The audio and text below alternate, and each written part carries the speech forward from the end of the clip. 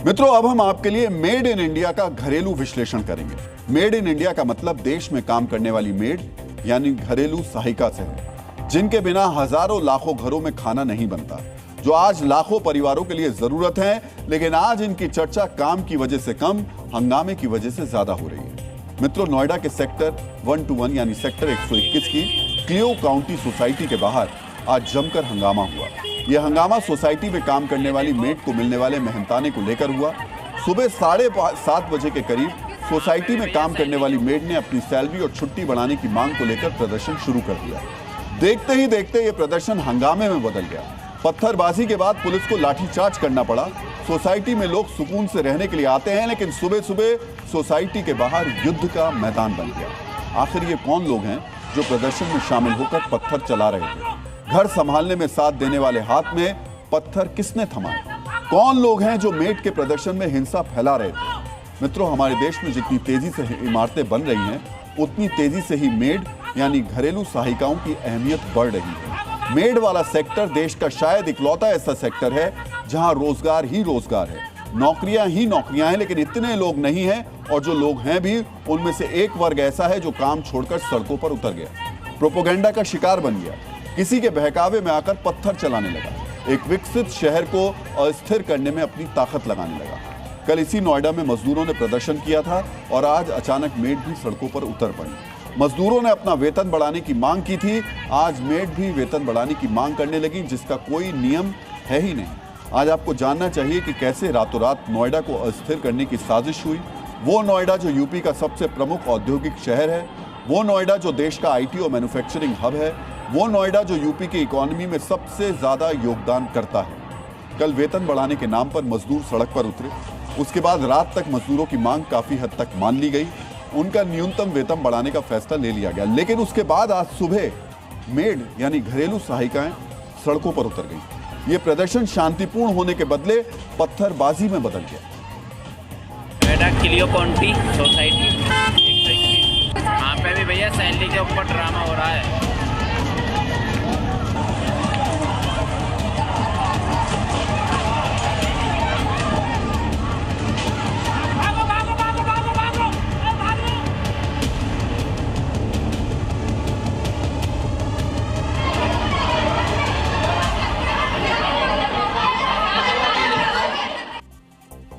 Factory में काम करने वाले कामगारों को मजदूरी मिलती है, सरकार उनकी न्यूनतम मजदूरी तय करती है, लेकिन घरों में काम करने वाली जो घरेलू सहायिकाएं हैं, उनकी कोई न्यूनतम मजदूरी नहीं होती है। उनका मेहनताना सामान्य रूप से काम पर रखने वाले परिवार और उनके बीच आपसी सहमति से ही तय होता है। अगर मेड को लगता है कि उन्हें कम पैसा मिल रहा है तो उनकी मर्जी है कि वो उस घर में काम नहीं करें, लेकिन नोएडा की इस सोसाइटी में काम करने वाली घरेलू सहायिकाओं का कहना है कि उन्हें भी फैक्ट्री के कामगारों की तरह समझा जाए, उन्हें भी वही सैलरी मिले जो मजदूरों के लिए तय की गई।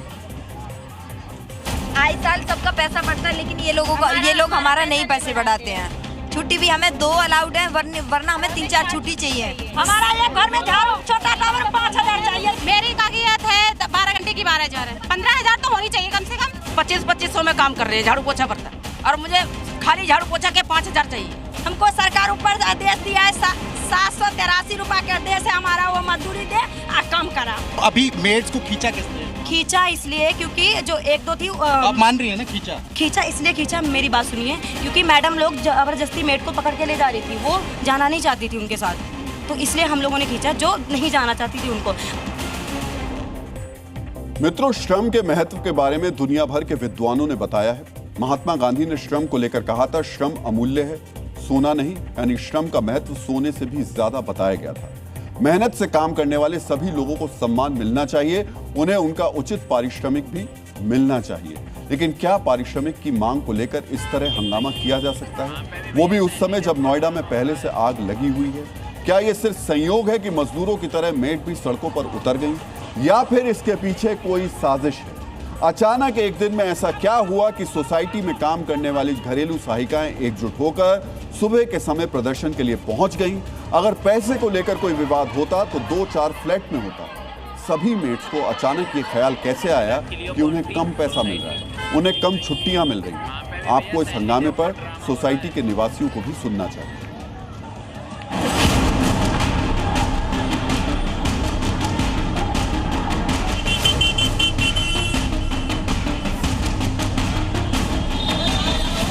लगता है कि कुछ होते हैं हर जगह एक शरारती तत्व जो आके अच्छे खासे माहौल को ख़राब करने की कोशिश कर रहे हैं। ऐसा कुछ भी नहीं है। कभी अगर किसी को भी ऐसा लगता है कि उनको पे उनके अकॉर्डिंग नहीं मिल रहा है तो वो अपने ओनर से बात करेंगी। तो मुझे लगता है ये कहीं ना कहीं कोई साजिश है। 8 बजे सब मेट्स अपना एक प्लान करके प्री प्लान करके यहाँ पे आई हैं, इकट्ठा हुई हैं। मैं एक बात करने गया, मैंने उन्हें समझाया भी, कुछ मेट समझ गई और फिर कुछ लड़के आ गए और उन्होंने पथराव चालू करा है, जो कि ये बहुत ही प्री प्लान्ड है कि यहाँ कैसे एक डर का माहौल पैदा किया जाए। सडनली मेट्स का इतना डाइवर्ट होना, एकदम एक्शन ले लेना, इस तरीके की एक्शन, मतलब आई विल नॉट, मुझे नहीं लगता कि ये टॉलरेबल है। 8-10 लोग ऐसे थे जो ज़बरदस्ती इन सब को ना इसमें आग लगाने का काम कर रहे थे। मुझे लगता है कि शायद एक पॉलिटिकल एजेंडा हो सकता है इसके पीछे। मित्रों, मेड के न्यूनतम वेतन का मुद्दा सुप्रीम कोर्ट में भी उठा था। 29 जनवरी 2026 को घरेलू कामगारों के लिए न्यूनतम वेतन तय करने की मांग वाली जनहित याचिका पर सुप्रीम कोर्ट में सुनवाई हुई थी। कोर्ट ने साफ किया था, यह मुद्दा सिर्फ अधिकारों का नहीं बल्कि इसके सामाजिक और आर्थिक असर का भी है। चीफ जस्टिस ने आशंका जताई कि अगर न्यूनतम वेतन तय किया गया तो कई लोग घरेलू कामगार रखना ही बंद कर देंगे और इससे सबसे ज्यादा नुकसान उन्हीं कामगारों का होगा। नोएडा की जिस सोसाइटी में हंगामा हुआ वहां कई ऐसी मेड भी हैं जो अपने पारिश्रमिक से संतुष्ट हैं। उन्हें सोसाइटी में रहने वाले लोगों से कोई दिक्कत नहीं है। उन्होंने भी आज के हंगामे को गलत बताया। क्या जिस तरह की घटना हुई ऐसा होना चाहिए था? बिल्कुल नहीं होना चाहिए था। काम के हिसाब से जितने पैसे होते हैं आपके पैसे मिलते हैं, एक्स्ट्रा भी मिलते हैं। गाड़ियां तोड़ी गई, आपको लगता है ये वाजिब है या इस तरह से तनख्वाह बढ़ेगी? नहीं, ये गलत है, ऐसे नहीं तनख्वाह बढ़ेगी। प्यार से बोलोगे तभी तनख्वाह खुद ही बढ़ा देते हैं लोग। जो भी तुम्हारे साथ दिक्कत परेशानी थी तो अंदर जाके बोलते हैं, ये बहुत गलत किया। मेरी सैलरी तो मतलब पहले से भी ठीक ठाक है और उससे मुझे कोई दिक्कत नहीं है। जो खुले में हम लोग काम करते हैं उसका हम लोगों का अच्छा पैसा मिल जाता है। पैसा तो भैया बढ़ा हुआ है ऑलरेडी, जितने रेट पड़े हैं उतने ही मिलते हैं और एकदम बढ़िया ज़्यादा ही दे देते हैं जो लोग। मित्रों, महानगरों में घरेलू सहायिकाओं का मेहताना आमतौर पर डिमांड और सप्लाई के आधार पर तय होता है। वो किसी एक घर से बंधी नहीं रहती। छोटे शहरों और गांवों में घरेलू सहायिका आमतौर पर जीवन भर एक परिवार से बंधी रहती हैं। वो परिवार भी उन्हें अपने सदस्य की तरह ही मानता है। जरूरत के समय परिवार अपनी घरेलू सहायिका की मदद के लिए तैयार रहता है, लेकिन महानगरों में ये हिसाब नहीं है। जिस मेड को ये लगता है कि उसे किसी दूसरे फ्लैट में ज्यादा पैसा मिल रहा है वो वहीं काम शुरू कर देती है। ऐसा भी नहीं है कि उन्हें काम नहीं मिलता। दूसरे किसी काम में भले ही बेरोजगारी हो, लेकिन मेड को काम पर रखने के लिए हमेशा 2-4 परिवार तैयार रहते हैं, क्योंकि महानगरों की भागदौड़ भरी जिंदगी में मेड की मदद के बिना घर चलाना नामुमकिन है। जब ऐसी व्यवस्था दशकों से बनी हुई है तो अचानक इस तरह सोसाइटी में पहुंचकर हंगामा करना कई सवाल खड़े करता है। कहीं ऐसे प्रदर्शनों के जरिए अराजकता का माहौल तो नहीं खड़ा किया जा रहा? डीएनए मित्रों, नोएडा में कल ही हंगामे की शुरुआत हुई। नोएडा के अलग अलग औद्योगिक इलाकों में एक साथ मजदूर अपनी मांगों को लेकर सड़कों पर उतर आए। शांतिपूर्ण प्रदर्शन का अधिकार हर किसी को है, लेकिन इस प्रदर्शन की आड़ में हिंसा को भी अंजाम दिया गया। प्रदर्शनकारियों ने सड़कें जाम कर दी, नोएडा में आना जाना ठप कर दिया। नोएडा में हर रोज लाखों लोग दिल्ली, गाजियाबाद और आसपास के शहरों से काम के लिए आते हैं। उन्हें आने जाने में भारी दिक्कतों का सामना करना पड़ा। इस दौरान गाड़ियां जलाई गई, पत्थर फेंके गए और पुलिस पर हमला किया गया। मित्रों, आज भी नोएडा के कुछ सेक्टर्स में हंगामे की कोशिश की गई, लेकिन पुलिस आज पहले से तैयार थी। प्रशासन के पास खुफिया जानकारी थी। पुलिस को पता था कि मजदूरों के नाम पर एक सुनियोजित साजिश रची गई है। किस तरह से नोएडा को अस्थिर करने का षड्यंत्र रचा गया, अब आप इसे समझिए। यूपी पुलिस की जांच के मुताबिक एक ग्रुप ने पहले एक स्थान पर आगजनी की, फिर वो दूसरी लोकेशन पर आग लगाने के लिए पहुंचे। उन्होंने सीसीटीवी को निशाना बनाकर डिजिटल सबूत मिटाने की कोशिश की। ये संदिग्ध नोएडा के नहीं बल्कि बिहार, छत्तीसगढ़, तेलंगाना और आंध्र प्रदेश से जुड़े हैं। जांच के मुताबिक व्हाट्सएप ग्रुप बनाकर अफवाह फैलाई गई। प्रदर्शन के दौरान मजदूरों की मौत और उन पर हमले की झूठी खबरें वायरल की गई। सोचिए, मजदूरों का सहारा लेकर नोएडा के उद्योगों को ठप करने की कोशिश की गई। पुलिस की गाड़ियों को निशाना बनाया गया, उन्हें आग के हवाले कर दिया गया। डीएनए मित्रों, सोशल मीडिया पर कई सोशल मीडिया चैट और ऑडियो वायरल हो रहे हैं। इनमें श्रमिकों से साथ में मिर्ची पाउडर लाने की अपील की जा रही है। साथ ही यह भी कहा गया, जब तक सुनवाई नहीं होगी तब तक हड़ताल जारी रहेगी। एक ऑडियो भी वायरल है जिसे इस हिंसा से जोड़ा जा रहा है। आपको भी वो वायरल ऑडियो सुनना चाहिए ताकि हिंसा के पीछे के इरादों को आप समझ सकें। कल भाई पुलिस वालों पर हमला करना है, लाठीचार्ज दोबारा से पुलिस वालों को होनी चाहिए, ठीक है। हमारे बहुत बहन भाई घायल हुए हैं, ठीक है। तो जल्दी सुबह आने की कृपा करें, ठीक है। मित्रों, हम इस वायरल ऑडियो की पुष्टि नहीं करते, लेकिन इसे नोएडा की हिंसा से जुड़ा बताया जा रहा है। अगर ये सही में इस हिंसा से जुड़ा ऑडियो है तो साफ साफ बताता है ये हिंसा कैसे साजिश बना करके, रच करके फैलाई गई। मजदूरों के इस आंदोलन में हजारों लोग शामिल थे, लेकिन ज्यादातर लोगों का हिंसा से कोई लेना देना नहीं है। इसके पीछे सिर्फ गिने चुने कुछ लोग हैं, ऐसे लोग जो मजदूरों के नाम पर नोएडा में आग लगाना चाहते हैं। अभी कुछ ही दिन पहले यूपी एटीएस ने 4 संदिग्धों को गिरफ्तार किया था। उन्होंने पूछताछ में हिंसा के इसी तरीके अपनाने का खुलासा किया था। उनकी साजिश पाकिस्तान में बैठे हैंडलर्स के इशारे पर गाड़ियों को जलाकर हिंसा करवाने की थी। जांच में हुए इन्हीं खुलासों के आधार पर यूपी के मंत्री अनिल राजभर ने हिंसा के पीछे पाकिस्तानी कनेक्शन की बात कही। जो नोएडा की घटना है, उस घटना से एक बड़ी साजिश की बू आ रही है। मेरठ से 2 आतंकवादियों को गिरफ्तार किया गया और नोएडा से भी 2 आतंकवादियों को गिरफ्तार किया गया। उन चारों आतंकवादियों का कनेक्शन पाकिस्तान में बैठे लोगों से निकल के सामने आ रहा है। एजेंसियां जांच कर रही हैं। आप जिस फंडिंग की बात कर रहे हैं, तो सारी संभावना अभी बनी हुई है, जिस तरह के संकेत आ रहे हैं। नोएडा में हुई हिंसा की जांच पुलिस ने अब तेज कर दी है। नोएडा पुलिस ने 7 एफआईआर दर्ज की हैं और अब तक करीब 400 लोगों को हिंसा के सिलसिले में हिरासत में लिया है। 2 एक्स हैंडल्स के खिलाफ अफवाह फैलाने पर एफआईआर दर्ज की गई है। 50 से ज्यादा बॉट हैंडल्स की पहचान की गई है, जिन्हें 24 घंटे के भीतर बनाया गया था। यानी ऐसे अकाउंट्स जो इंसाफ के बदले कंप्यूटर प्रोग्राम द्वारा चलाया जाता है। इंसान की जगह कंप्यूटर ये बॉट जो अकाउंट्स थे उसको चला रहे थे और अफवाह फैलाने का काम कर रहे थे। मित्रों, नोएडा में कल के आंदोलन के बाद यूपी सरकार ने नोएडा और गाजियाबाद के मजदूरों के वेतन में बढ़ोतरी का फैसला लिया।